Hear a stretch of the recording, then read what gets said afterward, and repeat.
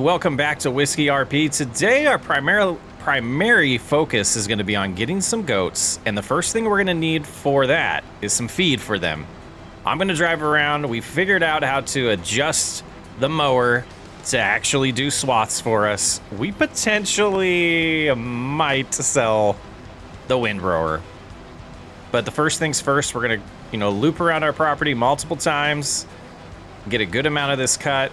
We're gonna have to figure out if we want to purchase a baler this time or keep leasing that, get this baled up as grass for the goats, and then hope to have a decent amount left over to make some more silage so we can keep making profit. We are gonna get a decent amount of milk over time from the goats, and we'll have to figure out if there's somewhere in town that will purchase that without us having to process it. I want to sell just the raw milk. I don't want to have to do anything with it. I want to just make profit off of it that way to begin with. And then potentially we might, start processing it and try to increase the revenue stream that way. But one thing at a time, got to get this done, get it cut, and then we will see if there's any deals in town for balers. If not, we'll probably lease again because those implements are expensive. Let's get busy.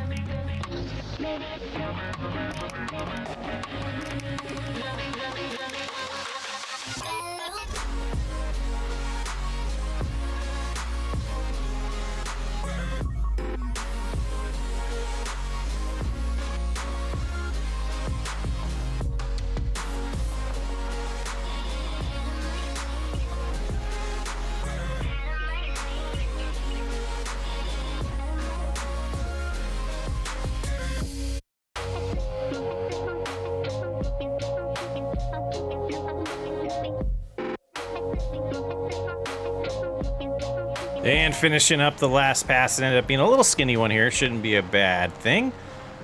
But I'm kind of debating, how much of this grass do we want to save for the sheep? And how much do we want to just make silage? I said sheep, I meant goats. I definitely know that we can make more money instantly by doing this all as silage, selling it in December, and just, increase the bank account, potentially have enough money to buy one of these fields here if they ever come for sale.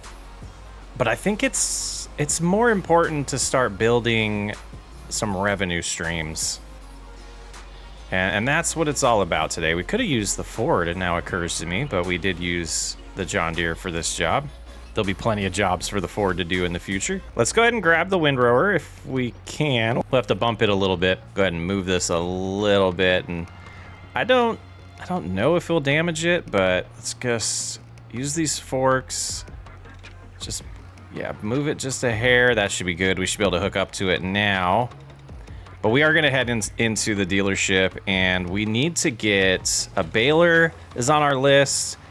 And then also we need some way to move animals around, but let's get the food prepared before we worry about that. Let's head on in. We'll see what they have for balers. I think we might have to end up, leasing one more time. And we talked about what we're going to do with that field. And I'm not sure yet, but that grass is definitely dormant, and we're not going to get a cut out of it until probably April or May at this point. So we got to make a wise decision on how much grass we save for the goats. We don't want to run out of grass and have to buy some from a neighbor or beg them to give us a good deal on a few bales. We want to be self-sufficient here. We don't want to be a leech on anybody. So let's head on in. A little bit of a drive ahead of us. We'll try to see how much they'll give us for this and get it sold. Otherwise, we might want to just, list it on a website ourselves and sell it ourselves. But I'd like to get it out of our hands right away and get the little bit of cash we can from the dealership. All right, we've arrived, and they've wanted me to pull it into the garage here. They're gonna take a look at it. You can see they got one of their mechanics already there waiting. They're gonna take a look at the windrower and tell us, you know, how much they're gonna give us for it. And I might just spend some time playing this little arcade game while I wait. We ended up taking their deal. It was $17,300, and that guy's already gone. But let's go ahead and head inside and see if they have a good baler for us to lease. And are we allowed to... Maybe I wasn't supposed to go this way. Yeah, let's check it out. And just making sure we're not missing anything that we could use. I mean, this isn't bad for a starter here.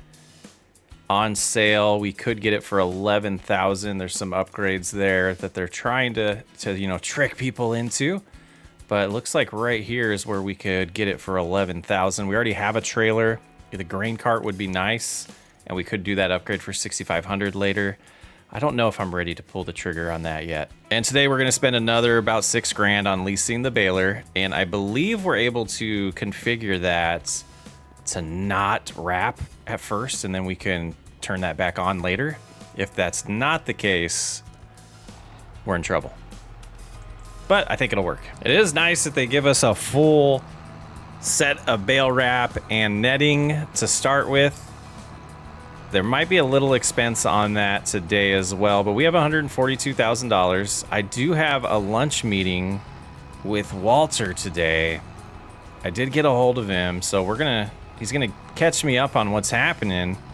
He just happened to be in town, and I'm hoping it's an interesting conversation. I don't know. Every indicator shows me that it's, you know, any day now, any moment now that his property's gonna go for sale. And I'm just interested in what that price might be. So I don't think we'll ever be able to afford the entire lot of it. You know, all of his fields, the farmyard, the house and everything.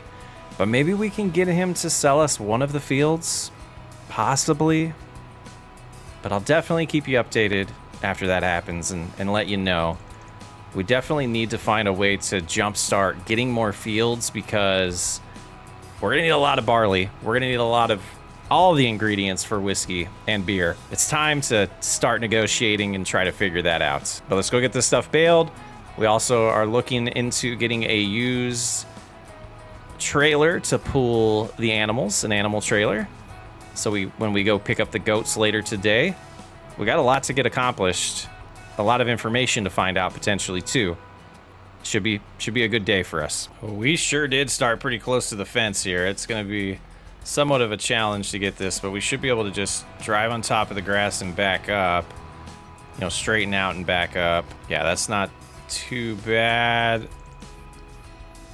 We'll figure it out. I'm debating. I want to see how quickly we make bales before I really decide how many we're going to do grass. And I'm kind of thinking maybe we do all of them grass this time. But we'll see. Maybe we'll get to, well, how much? Let me remember. If we can get about, I don't want to say 70. What if we get 35,000? So if we do 10 bales that are grass, that could be a good start. And we're not going to get a ton of goats, so 10 should go and last us a good amount of time. So I think that's the plan here. That's 2 down. We'll get 8 more, and then we'll turn the wrapper back on.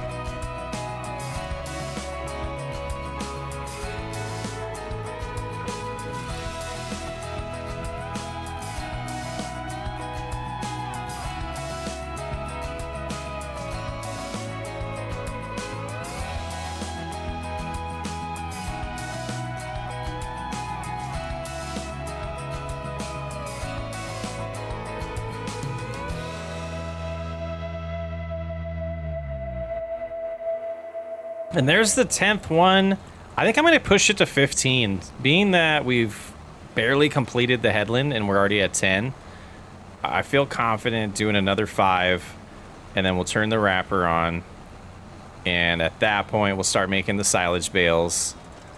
It seems like that would be safe. I mean, we're going to lose a little bit of money by not making silage, but if we have extra grass next time we do cut this field, if that's April or May, like we talked about earlier, and we still have grass left over, we can do all silage at that point and kind of make up the difference for the extra grass.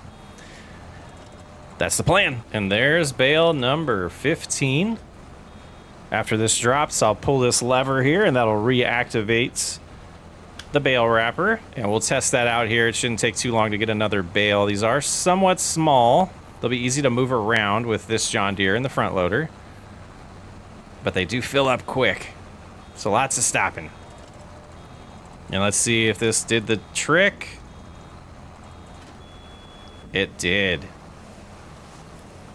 All right, so we'll see how many we get wrapped here. All of this is going to be profit next month. Let's keep on keeping on. And doing the last pass here, getting our 50th bale next. So that'll put us at 35 for ours. 25. 35. Math's hard. 35 for ours. And that's not bad. That's not bad at all. That'll be still a really good payday in silage when we sell that in December. And I'm cutting it close. I'm supposed to get back up by the dealership to meet Walter for lunch here. I'm going to take the truck and we're going to get hopefully the goats on the way back as well. Really interested in that conversation with Walter and see how it goes. I ran into him yesterday at a store and just like, hey, you're in town. I noticed all your equipment's gone. What's going on? He's like, let's get together tomorrow for lunch and I'll fill you in on everything and see how it goes from there. I don't know if he has something in mind, but we're gonna find out shortly.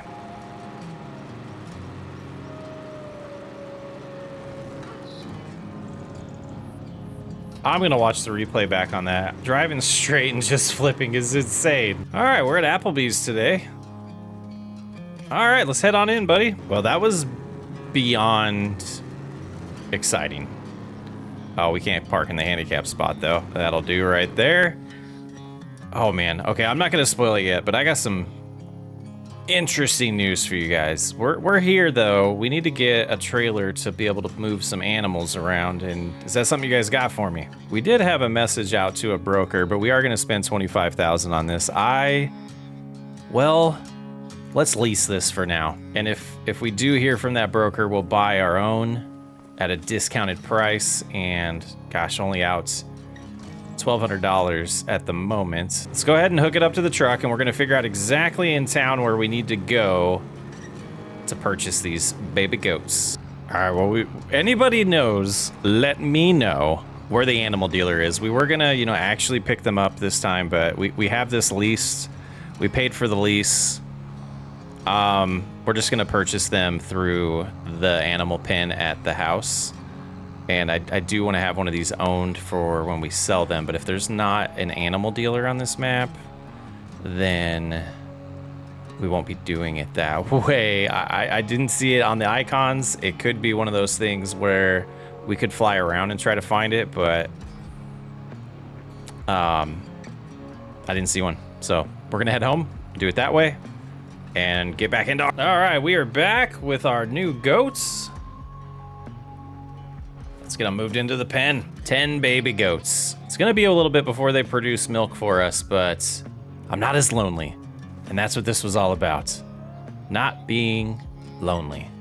I'm gonna move some bales around next, and then we'll get to that Walter news that you guys are wanting to hear. It doesn't disappoint, guys. It doesn't disappoint. I'm not sure if I mentioned it at the time, but we did go with this facility because it does have some built-in features that we are interested in, like water. So we don't have to get them water all the time. It is plumbed. You can see the water tray is full. It'll automatically fill up because there's a spigot and plumbing inside here that takes care of that for us. We have a little bit in here. They're eating it already. 35. Well, I don't know how we got 35, 37. All right, so let's talk about what we talked to Walter about. You can see we are in his field, the sugar beet field, going and harvesting it for him. We rented this equipment. We rented the truck and trailer back there as well. So the plan is that this field's ours now. That's simple. Just kidding, it's not that simple. So what Walter is wanting from us is $200,000. We didn't have $200,000, so I decided to negotiate with him, and it was, you know, I'm trying to take the credit here, but it was really Walter's idea. So what we're gonna do is, until we pay him back, 50% of every harvest we're gonna send to him. So if we make $50,000, we're gonna send him 25 of it, and that'll bring our balance down to 175,000. The reason he was okay with this is because of everything I went through with Ken. Like I mentioned a while ago, a lot of people in town are aware of that situation. So it's playing to our favor at this point, but did confirm that entire farm over there is for sale. He decided to pull this field out of the listing for us, and I just couldn't really figure out a way to get the rest without dipping into the profits from the business, and just don't feel like that's right. So the profits from the original business in Black Mountain. But we're going to keep steady with this. And this is, you know, from what I understand, he was going to let this wither. He was going to let it wither like the other fields. And that's part of what his negotiation was for. It was like, he's not going to do it, so might as well have somebody harvest it. So I did, like I said, our balance is down to 91,000 because it was pretty expensive to lease this equipment. So we could be taking well, most likely we're taking a loss on it, but the reality is we gained a field. And a field that doesn't have very good yield, almost the worst yield possible, according to our data so far. But I think this is absolutely a great opportunity for us. We got lucky with this. Kind of think of it as a lease to own, with the stipulation that we only have to pay him when we make money off of it. And it's not like making profits. We don't get the money back for the investment we put into it for seed and fertilizer, and when we get the soil sampled and all that. It is, the agreement was when we have a harvest, the income we make from that, we'll give him half until it's paid off. And you know, kind of hoping that there becomes an opportunity at some point where we can say we're ready to pay it off early, or we'll keep taking advantage of it and use our money, you know, our extra money that we would use for that for many other things. So it's going to be a long day though. Not the best or biggest fan of sugar beets. And to be honest with you, I have no idea what they're worth. And I'm not interested in storing them on the ground. So whatever they're going for today is what we're selling them for. That's enough rambling. It's time to bust this out. And we're not going to quite be able to get around another time, so we're going to go ahead and just drop this off right now in the truck, even though, who parked it like that? There we go. It's unloading now, and I don't know how many trips this is going to be. It might be a lot. My plan was to get the headlands done and hand over to a helper we found in town to help us out, but he hasn't arrived yet, and we might be able to do that before he gets here, just to get a head start. So that was about 45% full. Good to know. Let's go ahead and get back to where we were. This is going to be quite the job. My math was terrible there earlier. We're getting about 25 to 30% per time that we loop around. And yeah, I'm going 13 miles an hour to do this. So we could have got around again last time. So we will do the fifth headland here, unload it, hand it over to a worker. And at that point, we're going to have to go in and find where we're selling this, because the trailer will be full, but a lot of capacity in this sugar beet harvester. So it makes it not as painful as it could be. The only thing that's really a struggle is the width here. You know, what is that, like six rows that it's getting? So not my favorite, but doing what we got to do, because this is a huge financial opportunity for us. And we are getting 50 tons per hectare, it looks like, and that's, you know, 62% of what the yield could be on this field is what the data is telling us right now. The unfortunate part with the time of year that we're harvesting this is we don't have time to put in any crops that would be really ready for us to harvest in the summer. So we're gonna have to focus on something to plant in the spring. And I got way too close here. Let's go ahead and maybe close this, and then when we get over it, we can open it again. Yeah, that seems to be a good solution, though it still hit. There it goes. But yeah, so we'll have to figure something out. Maybe we will do something like oats. And, you know, we don't own any productions yet that need the crops, so maybe we'll do something like soybeans, but I'm probably going to look for something that's a quick turnaround that potentially could get us to harvest in the summer. And then if we can plant barley or wheat in the fall, I think that's going to be the course of action that would suit the business the best. The future business, that is. All right, it's time for me to hand over to one of the helpful farmhands in town. We are paying him a little bit of money to help us out. He's getting lined up here to take over, but we got to figure out where we're going with the semi.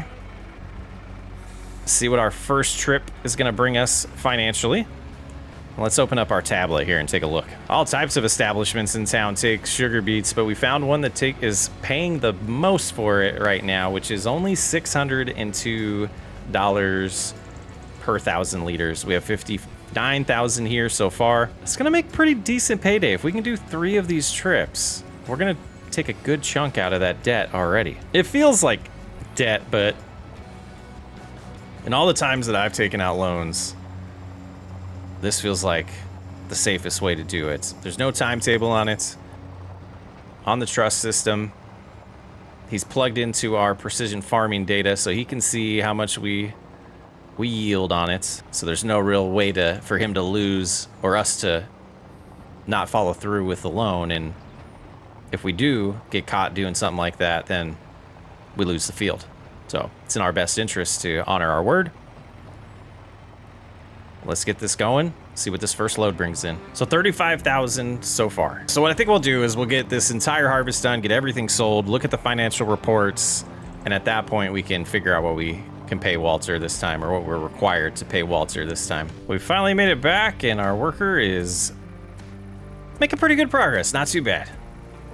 Got a decent amount done while we were gone. They're turning around now. We'll start helping unload them at this point. And quite a ways to go. Not even going to make any guesses for the amount of money we're going to make off of this, because I have no clue. And the final load of sugar beets getting sold. The bank account's looking nice, but we're going to have to subtract a lot of that money in our transfer to Walter. But this has definitely been a super profitable day. Let's go ahead and pull up that financial tab now. The total harvest income was $133,297. So we've just transferred Walter's $66,649, leaving our balance to be $133,351. We'll see how many years that does take to pay off. And with all of that goods returned to the store that we leased today, it's time to head home for the night. It's been a long one. In December, we'll begin preparing the field, getting it flipped and ready to be planted in the spring. We'll figure out what crop type we want to do there when the time comes, but we got a good amount of time to get that prepped. December through probably April. I'm Socksway Up. I'll catch you on the next episode.